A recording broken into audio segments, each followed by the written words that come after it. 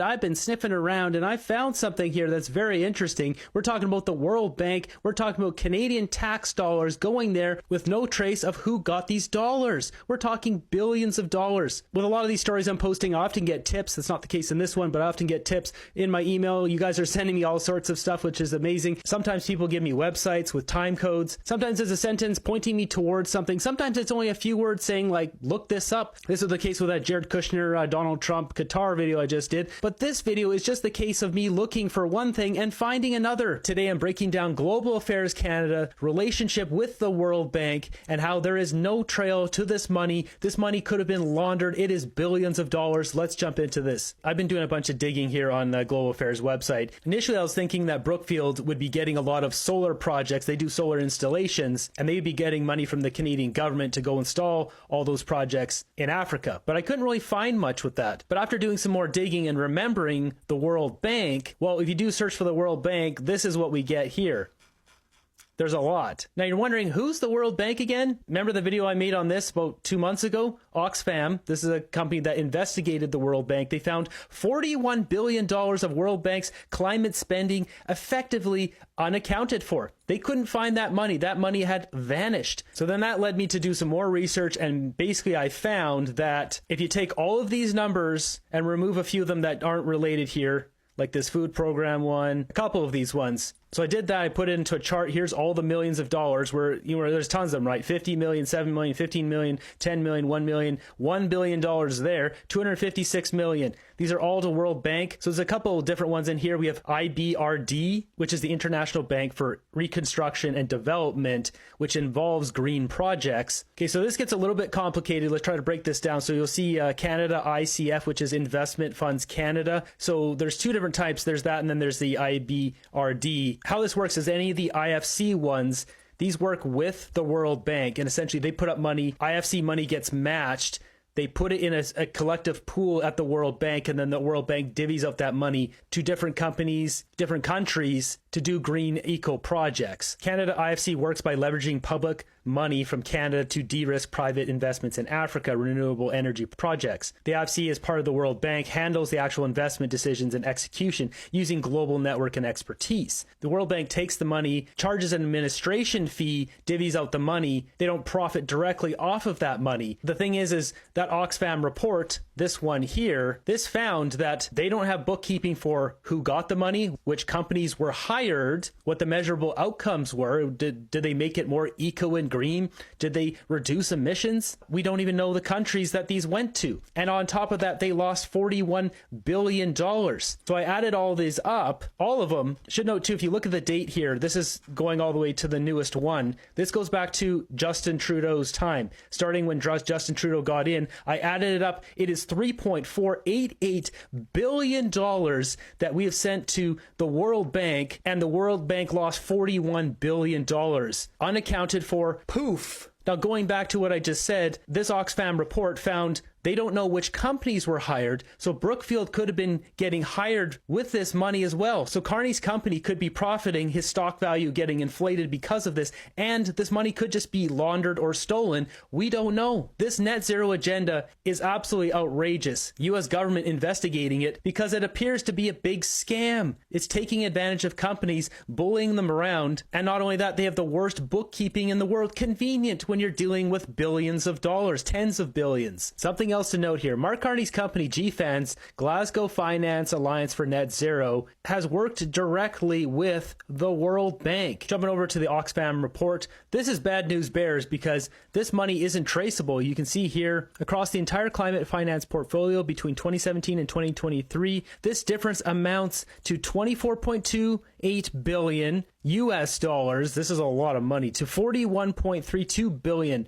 No information is available about what the new climate actions were supported, and each planned actions were cut. So they don't even know exactly how much money is missing because the bookkeeping is so bad. And they can't trace this because all the money is pooled from all the different countries. Thus, it is not traceable. This is a great way to launder money when you don't want someone looking around, sniffing around, finding where it's going. So here's a breakdown of all the money, fiscal year 2017 all the way to 2023.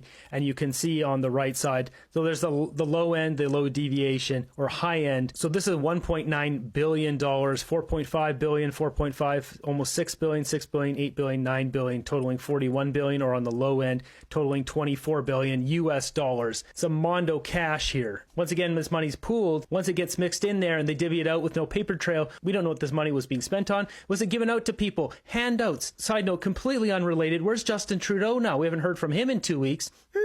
Is he hanging out at the World Bank? Who knows? Who knows? With this level of information, it is impossible to determine whether the bank is truly stepping up its climate instruments. In our 2022 report, Unaccountable Accounting, the World Bank's unreliable climate financing reporting, we found that the bank's reported climate finance figures could not be confirmed using information disclosed by the bank. This lack of effective transparency and clear reporting meant we could not verify 40% or 7 billion of what the bank claimed as climate finance in just 2020. So with Mark Carney having his company investigated, GFANZ, by the American government, breaking down all those ties with Qatar and Jared Kushner, is there deals there? Does Mark Carney have evidence of that? Politically motivated for policy change? Does Mark Carney have leverage on Donald Trump? Well, it could go the other way as well. Donald Trump could have leverage on Mark Carney. And so let's just bring up here, as you can see, this is the Joffrey Eggstein Black Book, the redacted version. You can see Tanya and Robin Rotherwick. This is Mark Carney's sister-in-law. This is Mark Carney's wife's sister. As you can see, Mark Carney's wife, Diana, right there. 2 different numbers in this book. You know who else is in this book? Joffrey Eggstein's book? Donald Trump. That's right. Donald Trump is also in this book. I don't know if things went on. I don't know if either of them went to the island. Were they on the island at the same time? Does Trump have dirt on Mark Carney? I don't know. I have no idea. Does Donald Trump have a lot of information from the U.S. government, especially they're investigating GFANZ Mark Carney? Yes. Is there dirt on both sides? There might be. Who knows? This seems very much like a powder keg about to explode, where if Pierre Poilievre get in, he will run a conservative government which will run in tandem with America, and both countries will prosper. There won't be this push to obliterate Canada and take our resources from America, which seems likely at this point, not militarily, but economically. We'll either get a bad deal from Mark Carney, or will there be a complete blowout because there's dirt one way or the other? Who knows? So the situation could involve both Brookfield and GFANZ, where both companies getting contracts from the government of Canada, the World Bank ones, working with the World Bank. I don't know. There's no bookkeeping to show. As you can see here, this House of Representatives Judiciary Committee report that I brought up before, with Mark Carney's name in here 7 times, and his company GFANZ, you can see here, Net Zero, Asset Managers, etc., listed 94 times in here, being investigated by the Americans for antitrust laws. Is it such a far-fetched that maybe there's some shady dealing going on with the World Bank as well? I don't know. And just to bring the receipts so you guys can see here, World Bank names 15 leading CEOs and chairs to join the private sector investment lab. This coming from the World Bank Group, worldbank.org. This is their website. Co-chaired by Mark Carney, UN Special Envoy on Climate Action Finance and co-chair of GFANZ, Shriti Vireta, chair of Prudential PLC. The lab will meet regularly and report directly to the World Bank President Ajay Banga, the World Bank Group leadership. It also says down here, Mark Carney, UN Special Envoy Climate Action Finance, co-chair of GFANZ. In order to address global challenges like climate change and poverty, we need new ways for the public and private sectors to work together. I guess Mark Carney is not that animated when he speaks. I always do that goofy voice when I read out this stuff. To catalyze investment speed at scale, particularly in developing countries. It is so bizarre that they keep pushing this on developing countries because it doesn't work in those countries. Every big society is built on oil and gas. It's like they intentionally want to impoverish these countries in Africa with all this net zero agenda. Of the currently wretched but still dangerously powerful liberals, one Mark Carney is one of the world's prime advocates of the insane inanities of net zero. He is a man who has planned in writing, not least in his best-selling book, Values, the complete destruction of the fossil fuel industry. Bye-bye, Alberta, if that's not bad enough. And it is. He's also simultaneously an advocate of the same post-national view of Canada defined by Trudeau Jr. and his moralistic minions. What are we? According to such good thinkers, nothing.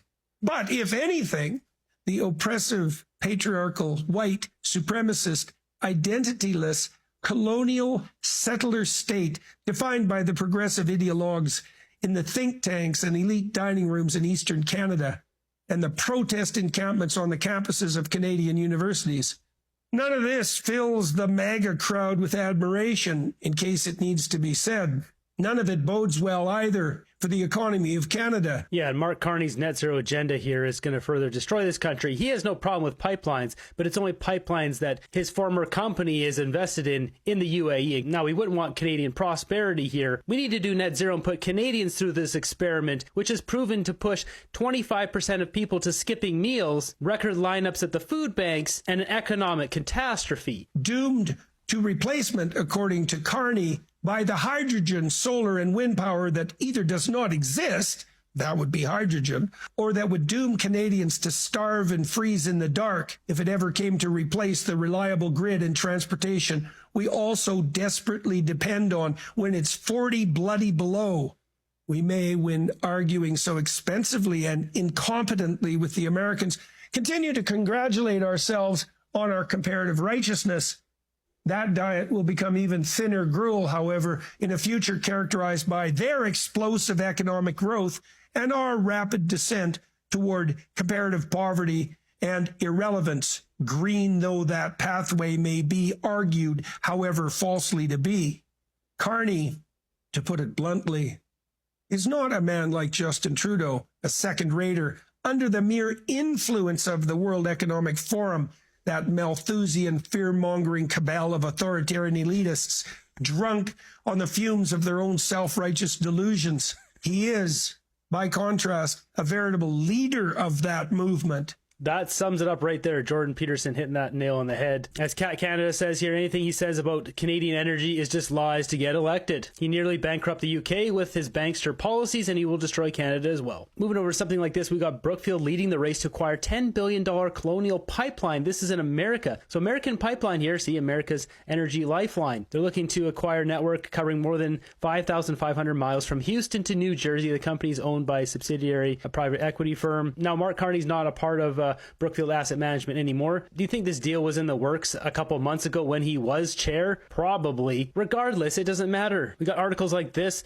where Brookfield bought $10 billion, says Abu Dhabi sold $10 billion stake in natural gas pipelines to a group of 6 investors, including global infrastructure partners Brookfield Asset Management. So not the eco-green utopia that they claim to be. And we've got articles like this. Brookfield significantly underreporting carbon emissions, report says. This is absurd. Citing data from private equity climate risks, says the investments of Canada's largest private equity investor, Brookfield Asset Management, emits over 13 times more than what Brookfield discloses in its most recent sustainability report. So this article is from 2013. So Mark Carney was chair of Brookfield at this time, and yet we've got to do net zero. These guys are the eco-green knights of the future. I mean, do I have to bring up the violation tracker here? Mark Carney chairing the company that had hazardous waste violation among all these other ones, air pollution, etc., etc. I showed this in the previous video. Do these guys really seem like they care about the environment when they have environmental violations? Let's just check how many they have. 16 environmental violations in 4 years. And that's just the environmental ones, as you can see here. That doesn't include the hazardous waste violation, because everyone likes that. With all those environmental violations in mind, are you buying what Carney's selling?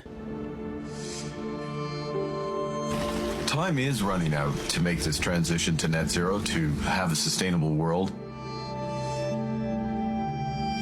We need to transition the energy system on the scale of the Industrial Revolution, at the speed of the digital transformation.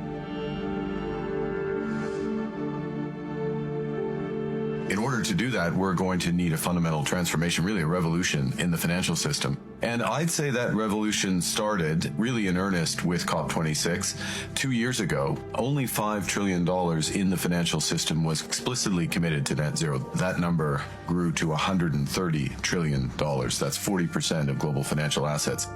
Global financial institutions can play a number of roles to help economies in the transition.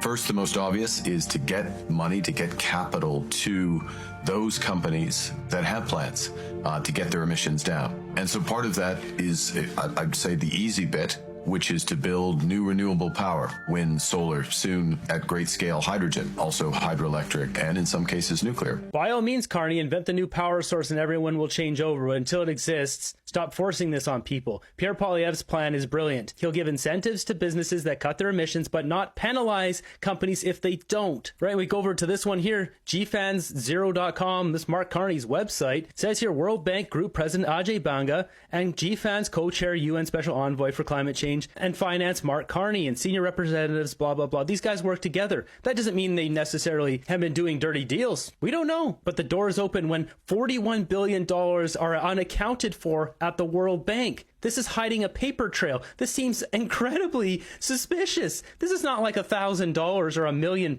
This is $41 billion. Climate finance unchecked alleges that poor record-keeping practices at the World Bank make it impossible to verify its expenditures and impact on climate finance. This is absolutely absurd. Briefly, we're going to take a look at these investments at the World Bank. As you can see here, ones like this, managing social impacts of climate change and low carbon transition in South Africa. Why would we spend money on net zero in Africa?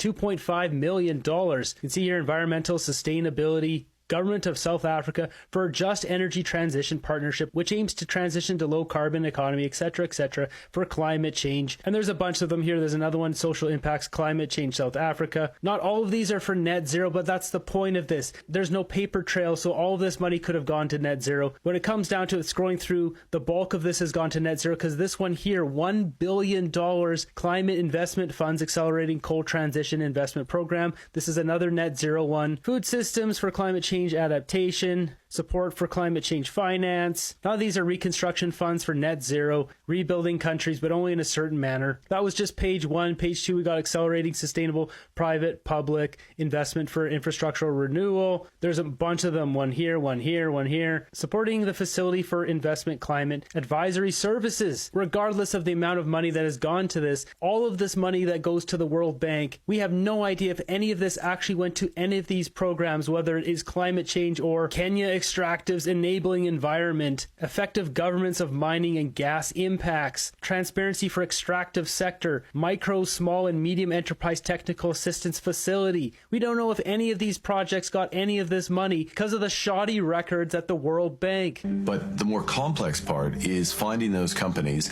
in industries that have high emissions. Think of the steel industry, aviation, much of manufacturing, and finding those companies that have plans, that have to make big investments to get those emissions down. To put a number around it, it's an extra $2.5 to $3 trillion a year of additional finance that we have to find in order to get those emissions down. But that's not all that finance can do. What finance has to do as well is to provide capital for the adaptation of our economies. We need to build more resilient infrastructure for the more extreme weather that we are already experiencing. And the tragic fact is that we are going to experience more droughts, more hurricanes, more extreme weather, and more damage. So we need to invest in that resiliency.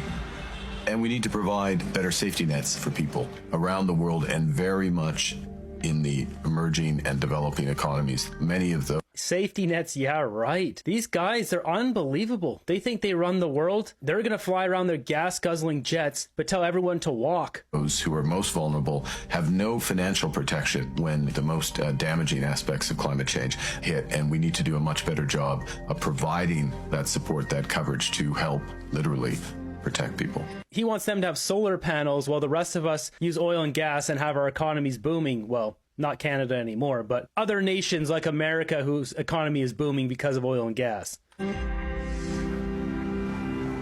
most effective policies for accelerating emissions reductions are those policies that are very clear and provide certainty and incentives for businesses and for financial institutions to act. In Canada, there's a carbon price, and it is legislated. At the end of this decade, that carbon price is $170 per ton. The carbon price today in Canada is $50 a ton.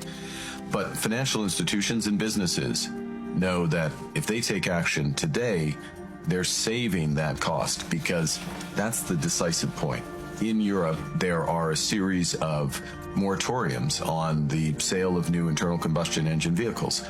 In some cases 2030, in other cases 2035. Listen to that. So he's been talking about the direction Europe has been moving, the UK. He's referring exactly to this kind of stuff. Do we really believe this guy's going to get rid of the carbon tax? No chance. Sure, he'll jack it up on industry. He's going to bring it back on people, one way or another. And so that's part of the reason why we're seeing so much activity in the auto industry today to transform to produce only electric vehicles. So these deep decarbonization policies that at a date certain in the future tell industry, tell finance, tell all of stakeholders where countries are going to go, they provide the incentive to act today. This is an absolute clown show where we've got Tesla being the largest electric vehicle company in the world. And because he's found wasteful spending in the American government, now the left are melting down against him, both America and in Canada. How does this make any sense? Shouldn't they be supporting Tesla vehicles because Mark Carney's net zero green agenda? You can't even rationalize what goes through people's minds for going after people with Cybertrucks. I thought they're doing their part to save the planet. Now they're evil? These people don't make sense at all. Canada's being asked to sacrifice itself, plain and simple, and I mean its existence. Because Tesla sucks everywhere. Oh, well, did it suck 2 years ago when everyone was big fans of it? They loved driving Teslas. Everyone was pushing for Teslas. Now all of a sudden it's not good? You know what? They were bringing in the E-revolution. There was EVs. Everyone loved Tesla. And all of a sudden you don't like them anymore? Because he's a now. Because they like Trump. This is despicable, so I have to blur out this stuff, but they have the funny mustache man from WW2 symbol on these signs. These people are disgraceful. Hoping to accomplish. To send a message to Tesla, their stockholders, their potential customers, that this is bad. People do not want What to be is supported. bad? What is bad? Yes. What is bad? Yes. What is Elon Musk doing that is bad? Sure, go ahead. Doge? Doge is bad. How is Doge bad? Horrible. How?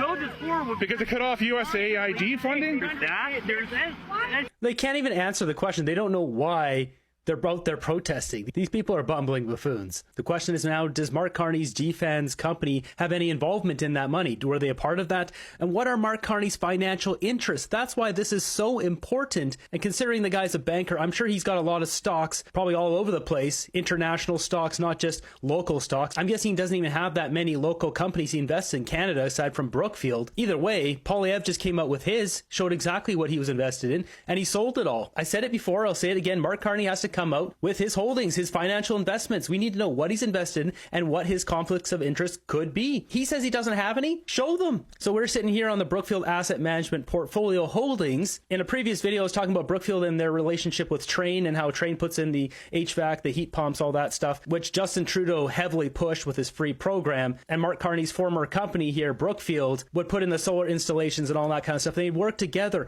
Well, it turns out Brookfield does own a chunk of Train right here, TT Train Technologies. So they own $1.45 million or 2.74% of the company. I want to jump back to the stock market here. So just so everyone can see, this is Train Technologies here, the heat pump company. If we look at the timeline here, right here, you can see November 2023. This is when Justin Trudeau made the announcement for free heat pumps. And you can see the stock just completely exploded. Well, I was looking at the stocks here. This is very suspicious that you would have these rise and falls, rise and falls, rise and falls. Just a complete guess, not based on any sort of fact. But what if Justin Trudeau told the other liberals around here a few months earlier in July, hey, we're going to be doing this heat pump program coming up. You should buy some stock in some heat pumps. And a bunch of liberals buy. Now, the people who are already holding this, maybe they bought back here and then they saw this rise and then it crashed. They're like, oh, crap, I should have sold it at the top. Maybe this rises up and they're like, oh, time to dump some shares. And more liberals buy. And more people dump shares. And more liberals buy. And more people dump shares. And more liberals buy. And more people who aren't in the government sell more shares. Trudeau announces it, kaboom. So just digging into this, Canadian politicians can buy stocks, but they're held to rules that don't involve conflict of interest. Same thing goes for their spouse. So technically, if an MP or minister bought these stocks, they knew it was going to go up because of an announcement. It would be a conflict of interest, insider trading. They should be charged. But as we've seen with all the scandals, these people never get charged. Same thing goes if someone tells their spouse, but if their spouse, say, tells their mother, hey, go buy some stocks in Train, they don't tell anyone, is this really traceable? Is someone going to know to look there? No, they're not. Considering the amount of scandals we've seen, is this really out of the realm of possibility? I mean, look at the hundreds of millions of dollars that have been uncovered, like the SCTC scandal, Arrive scam, Cycle Capital, all these ones. We Charity, SNC Lavalin, we can go on and on. So really, I think every single politician and their spouse needs to be investigated. Their platforms need to be opened up, whatever their stock trading platforms are, and they need to look at all of their trades. Because this is easy money. These rich money bags put $1 million or $2 million in there, and a matter of November until November, in 1 year, double your money. And even if you sold it anywhere along the way, they could turn $2 million into 4, and they're laughing. Well, that's a big rabbit hole. But the main takeaway here is, why is $3.448 billion going to the World Bank where that money can't be traced, who it's going to, what it's being used for, or even what country is going to? That could have been one of Mark Carney's companies, whether it was Brookfield or GFANZ. It could have been a payout to someone for giving that money. Side note again, where's Justin Trudeau again? Oh yeah, no one's seen him in 2 weeks. When our country is struggling in so many aspects, whether it's healthcare, security, the border, our military, it seems highly corrupt that $3.44 billion is given away, and we have no idea what we got in return.